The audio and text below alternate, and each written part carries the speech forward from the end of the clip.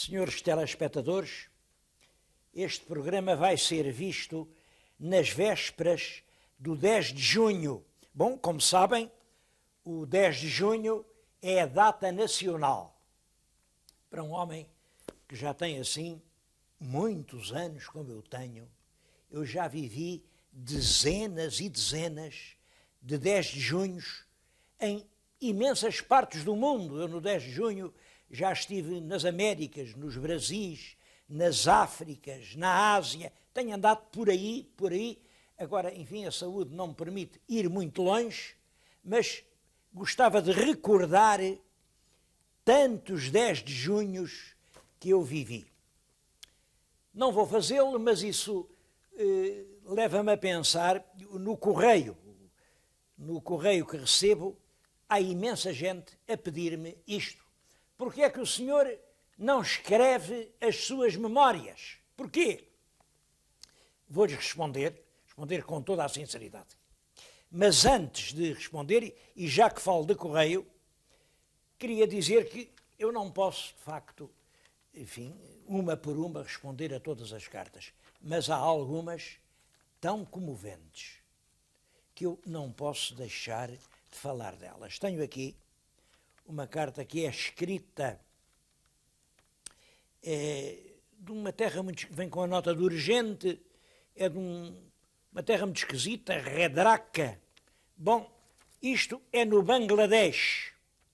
É uma jovem, aliás, que se chama Nils, está com os pais no Bangladesh, porque o pai está lá colocado como, enfim, funcionário de uma instituição de desenvolvimento, e ela, jovem, apesar de ser filha de uma senhora sueca, como é filha de um português, considera-se portuguesa.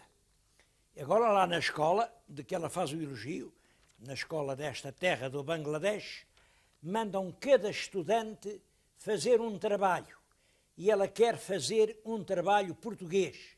Simplesmente, diz ela, os livros lá da escola só falam da Idade Média, como ela diz, da Idade Média inglesa, francesa e espanhola. Nada dizem de Portugal. E pede-me ajuda. Ela tem ideia de que uma vez viu em Granada qualquer coisa que se ligava a uma princesa portuguesa. Se eu a posso ajudar a fazer para a sua escola um trabalho que recorde a tal princesa portuguesa de Granada. Há realmente uma princesa portuguesa, uma filha del rei Dom Manuel, que era, por acaso, uma lindíssima mulher, que foi a Imperatriz Isabel, casou com o Imperador Carlos V. O Imperador mandou-lhe fazer um belíssimo palácio dentro do conjunto monumental da Alhambra de Granada. Eu vou mandar à minha jovem telespectadora um retrato da Imperatriz Portuguesa e mais informações que a ajudem a fazer o trabalho. Oxalá que vá a tempo. Bom, agora quanto a isso, porque é que o senhor não escreve as memórias? E quem lhe disse assim, meu querido telespectador, que eu não escrevo memórias? Tenho-as escritas em dia, estão aqui na minha frente, constam já naturalmente de muitos volumes, alguns com uma redação definitiva, completos, outros ainda assim, mas são já milhares de páginas sobre tudo quanto me tem acontecido na vida. Portanto, escrevo. Agora, uma coisa é escrever, outra é publicar. Escrevo, mas não publico. Por uma razão. Penso que as memórias são coisas íntimas. É o nosso passado visto do meu ponto de vista. Eu não tenho outro. Só posso ver com estes olhos que tenho. Bom, e sei muito bem que a maneira como eu vejo as coisas não coincide com outras maneiras de ver. E todas são respeitáveis. Todas são tão respeitáveis como a minha. Oxalá os outros tivessem o mesmo respeito pelas maneiras de ver de cada um. E umas memórias são, portanto, uma forma unilateral de encarar a realidade, que vai fazer a opinião, porque são testemunhos diretos, que ainda vibram do calor dos acontecimentos. É por isso que eu não as quero publicar. Pelo menos enquanto eu for vivo e muitos anos depois. É claro que essas memórias abarcam muita coisa, olhem, abarcam os meus tempos de soldado, olhem, abarcam os meus tempos de estudante. Eu sou este. São os meus companheiros de letras. Bom, e abarcam, naturalmente, a minha camaradagem com o meu irmão António. Nós crescemos juntos. Eu, de certo modo, fui profundamente influenciado por ele. Este postal, para mim, é precioso, porque imaginem, é o postal que ele me escreveu no dia em que eu, que era este, fazia 21 anos. E o que diz aqui deste lado é isto. Eram uma vez dois grandes homens nascidos na Beira Baixa que vieram para Lisboa tirar o retrato no dia em que um deles fez 21 anos. Um dia te darei amplas notícias, de ambos notícias famosas. Por agora, recebe o retrato histórico e um abraço do António. Reparem como tudo isto é pitoresco. O António está aqui, tem sido e continua a ser o meu companheiro da vida inteira. Bom, mas eu estou-lhes a dizer que não quero falar de memórias e hoje vou justamente dar-lhes uma pequena página de memórias. Memórias de um passado muito antigo, memórias, olhem, do meu tempo de namorado, porque, como calculam, eu também, enquanto era estudante, também tive uma namorada. Eu acho lindo este retrato, Nós fizemos-lo aqui, ao fundo está o navegador que agarra com força o leme do seu navio. Nós acreditávamos que a família era exatamente isso, imprimir um rumo certo ao navio em que embarcamos. Era isso que isto queria dizer. Bom, éramos namorados como os outros, que dávamos grandes passeios ao domingo, e antes do casamento, continuámos a dá-los, e aqui nesta região, depois de casados, o primeiro passeio que demos aqui nas fragas geladas da Serra de Estrela. Mas a história é outra. É a história deste livro. Um livro chamado Vento Vindo dos Montes.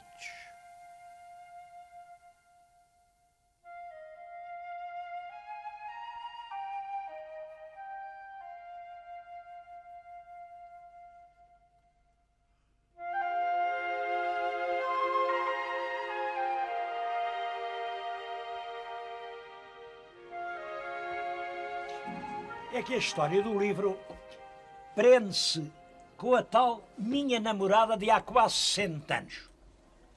Bem, devo-lhes dizer que essa minha namorada de há quase 60 anos é a minha mulher desde há 54. Bom, e está aqui, está junto de mim, viemos à aldeia, estamos nas Donas. Esta é a aldeia das Donas. Foi exatamente aqui nesta varanda que eu escrevi as histórias que estão neste livro. Bom, mas isso tem a ver com o seguinte: nós éramos companheiros de faculdade, chegavam as férias, ela exigia que eu escrevesse umas cartas enormes. Se as cartas não tivessem 5 ou 6 folhas, ela ficava magoadíssima e ofendida, tu já não queres saber. E então eu, olha, punha-me aqui, nesta varanda, no terreiro, e escrevia. A certa altura, naturalmente, Calculão tinha que inventar os assuntos. Eram histórias que umas aconteceram, outras podiam ter acontecido. Bom, e eu chegava ao fim e dizia, olha, já se ouve além o apito do comboio na curva da Fatela. Vou a correr para o apiadeiro. Porque, nessa altura, as cartas metiam-se na própria carruagem do comboio que as levava para Lisboa. Ela lá foi recebendo as cartas e, a certa altura, uma livraria do Porto, a Livraria Latina Editora, abre um concurso para a publicação de revelações literárias em livros de contos. E a minha namorada fez só isto. Pegou nas tais cartas, tirou-lhe naturalmente o que tinham a mais, os cumprimentos do princípio e as ternuras do fim, juntou-as, acrescentou-lhe algumas coisas mais que eu tinha escrito, mandou-as para o concurso e eu tive o primeiro prémio. Claro, o primeiro prémio ainda eram uns contos, nessa altura fazia muito arranjo, e devo dizer que foi com esse dinheiro que a gente comprou a tralha essencial com que nos casamos. É curioso, está aqui a ata do concurso, e por aqui se vê uma coisa que eu não queria deixar de sublinhar. Até que ponto o júri se enganou? Estou grato ao júri, claro, que era composto de pessoas eminentes, os nomes dos membros do júri, mas vê-se pela publicação da ata que concorreram grandes nomes das letras portuguesas. Vejo aqui que foi premiada com uma simples menção honrosa a ilustre escritora Manuela Porto, também com uma menção honrosa, imaginem, o Fernando Namora. Não pode haver comparação nenhuma entre a dimensão literária enorme de um Fernando Namora, bom, e a pobre prosa, uma prosa cheia de inocência e de candura, mas enfim, uma prosa quase infantil desta pessoa que vos está a falar.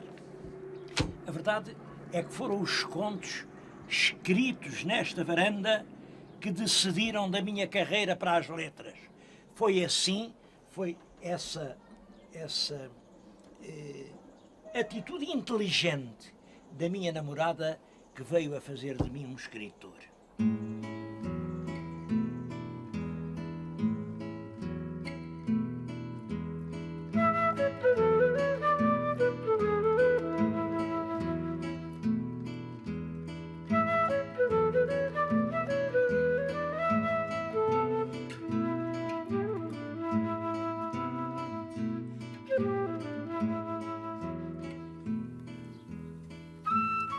Quero-lhes dizer que não estou a fazer a propaganda deste livro por uma razão muito simples.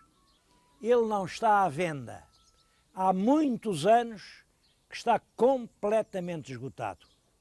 Então, se está esgotado, por que é que o senhor não faz outra edição? Está esgotado. Eu não faço outra edição porque as coisas têm o seu tempo. Isto era um bom livro. Nos anos 30, ele foi publicado em 43, mas o conto mais antigo que aqui está, vejam a data, é de 1938. 38, estamos em 99, já lá vão 61. Bom, 60 anos depois, uma história perdeu a sua oportunidade.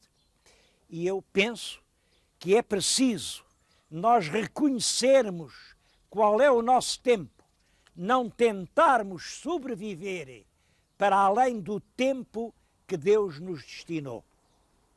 Eram histórias muito simples. Esta primeira, a mais antiga, que aliás é curioso, vê-se pela data, foi a que mais impressionou o júri. Foi escrita a pensar aqui neste lugar, exatamente neste balcão. Era uma história de dois velhotes, um chamava-se João Ela chamava-se Joana e tinha uma filha que era a própria luz dos seus olhos.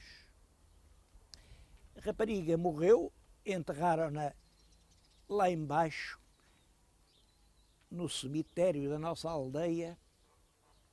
Os velhos vieram, mas o João já não conseguiu, senão, já não subiu os degraus da sua casa. Ficou aqui, neste mesmo degrau em que eu estou, e a história no fundo é isso. De cima vem a voz de Joana: João, João, por que não sobes? João, João, a noite gela. Ele está e diz-lhe: mulher, subir para quê? Já não temos filha. A história acaba com o clarear da madrugada, quando dois rapazes passam aqui de sacho ao ombro para ir mudar a rega e vem o velho aqui, dão-lhe um forte encontrão: ó tio João, olha que gela! Mas o corpo descai para um lado e eles dizem: foi do frio, se calhar arreganhou. E o conto termina: o céu deslavava-se instante a instante mais pálido. A voz estridente dos galos acordava os casais perdidos na solidão dos montes. Descendo do balcão para o caminho, o mesmo fio de voz, mais mortiço e mais velado: João, João, por que não vens?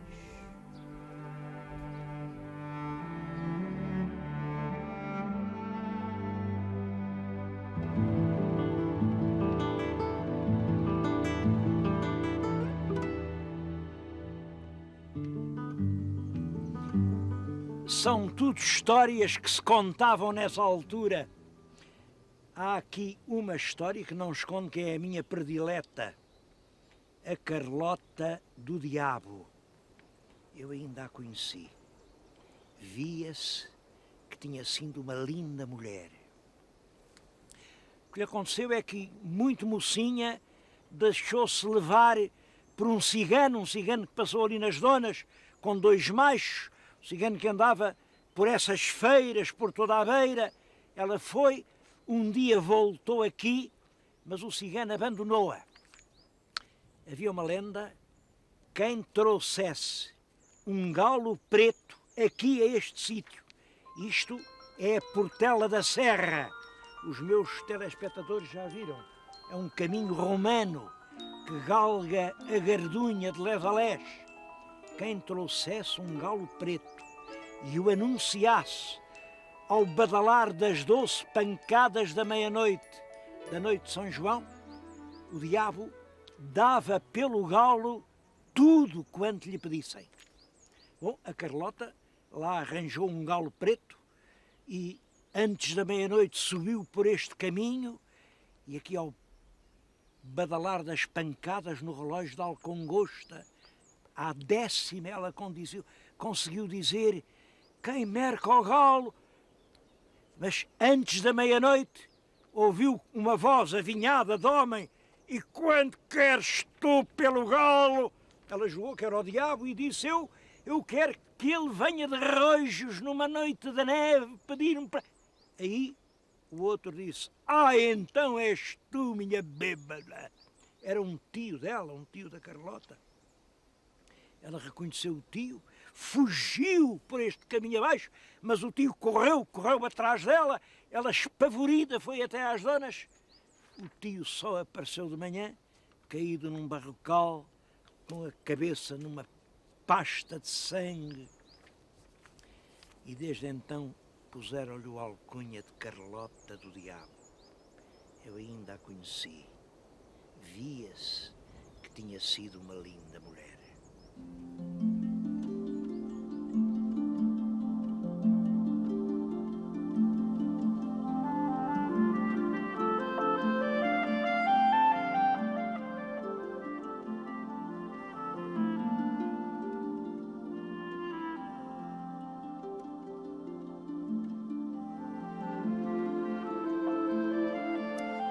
Bem, mas agora o meu telespectador há de fazer uma pergunta.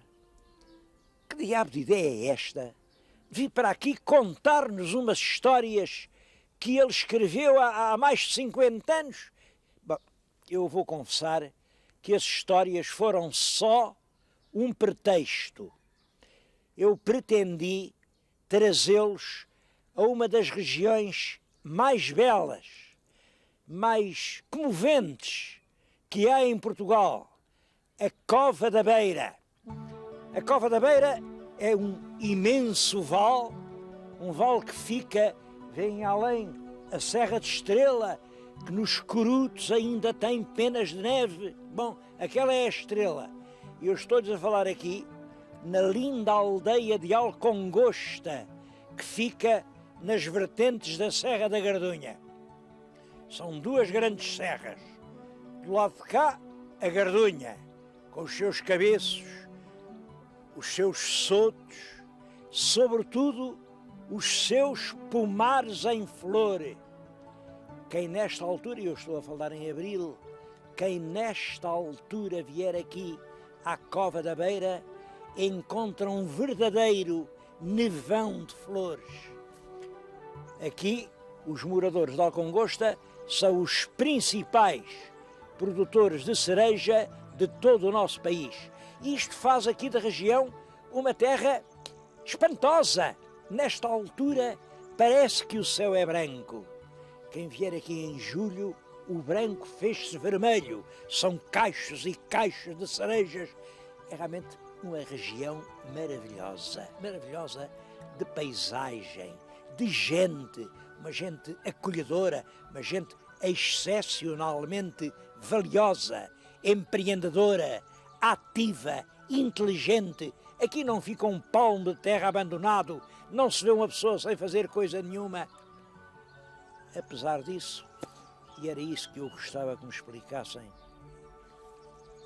porque é que a nossa Cova da Beira está completamente fora das rotas turísticas?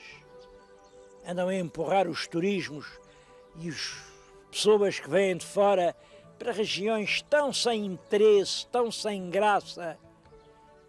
Mas quando é que se lembram que a Cova da Beira é realmente uma região de uma beleza incomparável?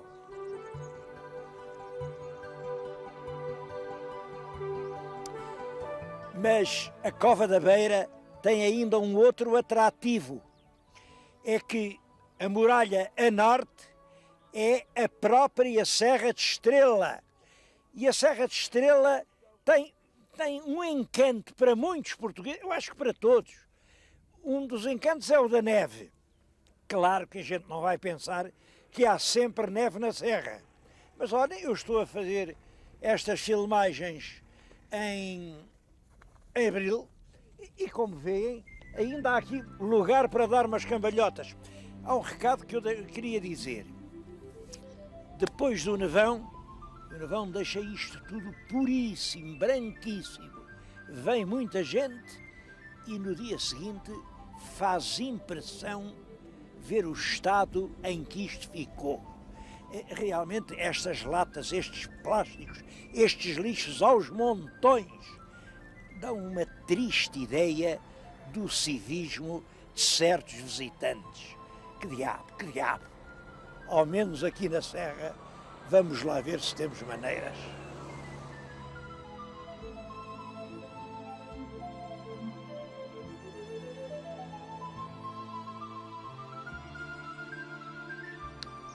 Antes de acabar, queria ainda falar de uma coisa.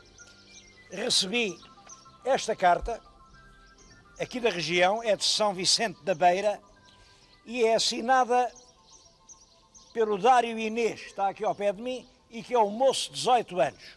Bom, o que a carta diz é isto. Ele e mais um grupo de moços, mais ou menos todos pela mesma idade, resolveram restaurar o Grupo de Estudos e Defesa do Património Natural e Cultural da Gardunha. O grupo já existia, mas entretanto era também gente nova, cresceram, tresmalharam-se e eles estão dispostos a defender o património cultural e natural da Serra da Gardunha. Eu acho isso extremamente importante. Se não forem os jovens a tomar nas suas mãos essa responsabilidade, ninguém o fará por eles. Na carta fazem-me uma outra pergunta. Dizem-me, olha, nós não sabemos, ninguém sabe ao certo, São Vicente da Beira, que outrora era uma vila cabeça de concelho, ali se está a ver o Pelourinho, lá atrás estão os espaços municipais, e hoje São Vicente é vila ou é aldeia? Ninguém sabe dar a resposta a isto. A isso respondo-lhes eu com toda a segurança. São Vicente é uma vila, e é uma vila que bem merece essa distinção. Uma vila que cuida da sua memória, que recolhe os despojos do seu passado. Aqui na vila há 2 museus. Não lhes vou mostrar um, porque está fechado a esta hora, mas estão a ver o outro. A Vila de São Vicente da Beira. Aliás, ligada a uma história tão bonita. Diz que o Dom Afonso Henriques andava aqui na guerra contra os mouros, quando chegaram do Algarve as relíquias do São Vicente. E então o Dom Afonso Henriques deu um bocadinho de osso do São Vicente aqui para a terra, e assim se criou São Vicente da Beira, concorrente de São Vicente de Lisboa. Claro que é uma lenda, claro que é uma lenda que ainda hoje sobrevive aqui no Pelourinho. Mas é uma linda lenda, é uma linda carta, e o gesto destes rapazes foi um belo gesto.